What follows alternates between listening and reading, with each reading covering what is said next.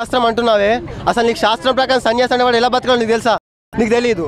శాస్త్రం ప్రకారం సన్యాసి అనేవాడు రోజు భిక్షాటన చేసి బతకాలి. మరి నువ్వెలా బతుకుతున్నావు? నువ్వు కాళ్ళలో తిరిగి బతుకుతున్నావు. మరి బాబా ఎలా బతకాడు? రోజు భిక్షాటన చేసి బతకాడు, కాలి నటకన బతకాడు. నువ్వు నిజంగా దమ్ముంటే, నిజంగా సన్యాసం అయితే ఇప్పుడు ఈ టీవీ నైన్ నుంచి నడుచుకుంటూ వెళ్ళు, అప్పుడు నువ్వు సన్యాసం నేను ఒప్పుకుంటాను. నువ్వు నిజమైన సన్యాసమే కాదు. సన్యాసం యొక్క లక్ష్యం ఏంటి? సన్యాసం యొక్క లక్ష్యం ఏంటి? మొత్తం అన్ని వదిలేసి బ్రహ్మజ్ఞానం కోసం సాధన చేయాలి. నువ్వు బ్రహ్మజ్ఞానం అంటే నీకు తెలియదు, దానికోసం ఎలా సాధన చేయాలో తెలియదు, మాట్లాడతారు ఊరికే వచ్చేసి. నీకు బాబా యొక్క స్థితి గురించి ఏం తెలుసు? బాబా బుద్ధికి అతీతమైన వాడు. రమణానంద మహర్షి గారు 2 క్వశ్చన్లు వేశారు. ఏం క్వశ్చన్లు వేశారు? నీకు ఆత్మసాక్షాత్కారం కలిగిందా? నీ గురువుకు కలిగిందా అని. దానికి ఆన్సర్ ఏది? సమాధానం లేదు. ఏదైనా ఇప్పుడు వాదన జరుపుతున్నారే, వాదన జరపాలంటే సమతుల్యం ఉండాలి. అక్కడ కూర్చున్నది ఎవరు?